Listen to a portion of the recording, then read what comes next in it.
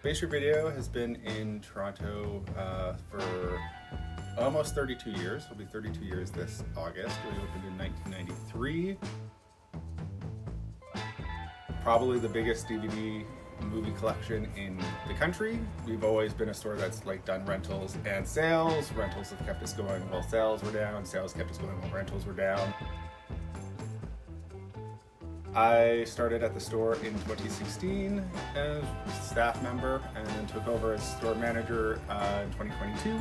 Years since then have been the best in the store's history, which I'm pretty proud of. Every year has been better than the last, which is great.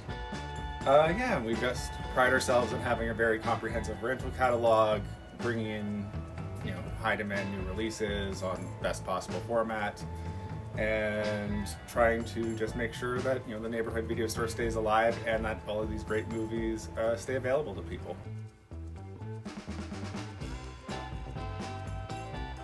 We deal with several suppliers, several in Canada.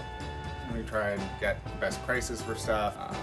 We're really proud that we are on par or better than Amazon pricing a lot of the time. We've also started to bring more international releases in, as long as they play on North American players.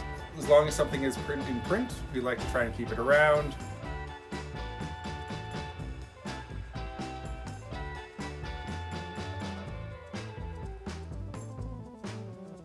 It's a lot of fun. I mean, it's a retail job. We have a lot of people who want to work here, and we get resumes every week. And there's a mystique to it, as being working in a video store. There's a certain cachet, and then people have seen Watermelon Woman or High Fidelity, and being self-appointed sort of arbiters of taste, and just hang around watching movies, talking movies all day, and that's part of it. But I mean, it's a retail job, dealing with customers. It is what it is. But yeah, it's out of all the retail jobs I've had, this is easily the best. We get very granular. We got the mainstays, your dramas, actions, foreign, horror, etc. But we also have a director section, which is probably about 120-ish notable directors. You got your Hitchcocks, your Kurosawas, your Godards. But we also try and have had recent notable people. I sort of like to joke that we're a great store if you know exactly what you want, or if you have no idea what you want.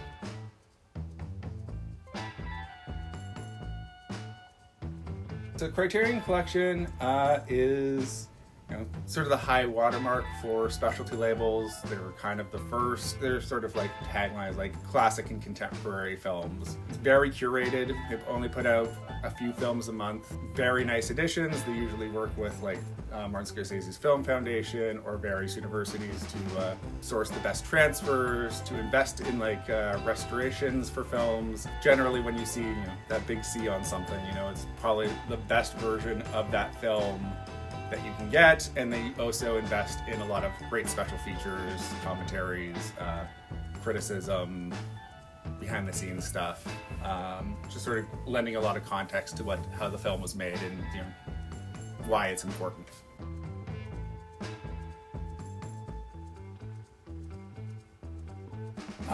I mean, rentals definitely skews to the newer releases. A couple months, it's been a lot of people renting Conclave, The Brutalist, The Substance. TV is a big renter.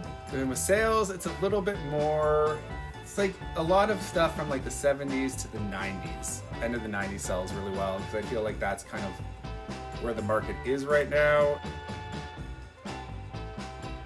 Yeah, so my personal collection,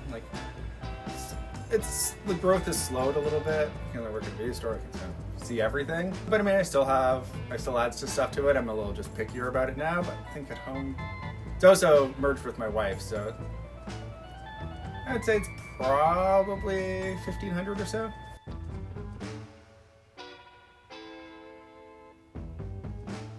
We do try to give back to the community in a lot of ways.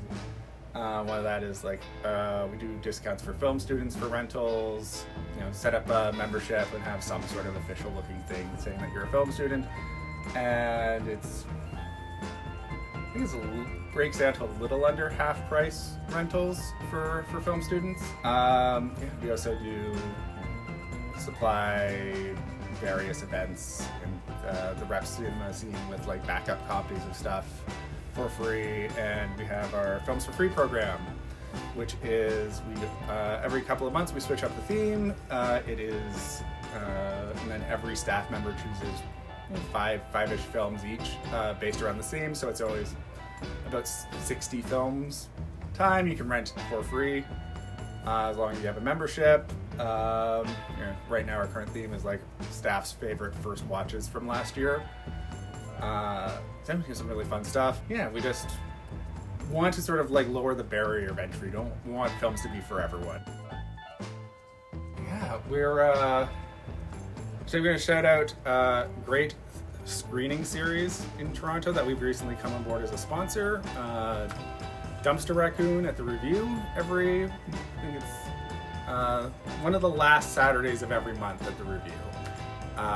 And they do sort of like camp, queer, genre-y stuff.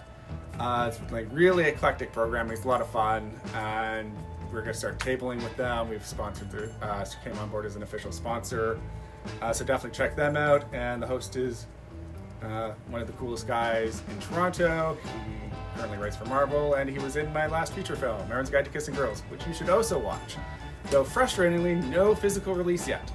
We are working on it, but you can watch it digitally most places. So I'm really proud of that one. Check it out.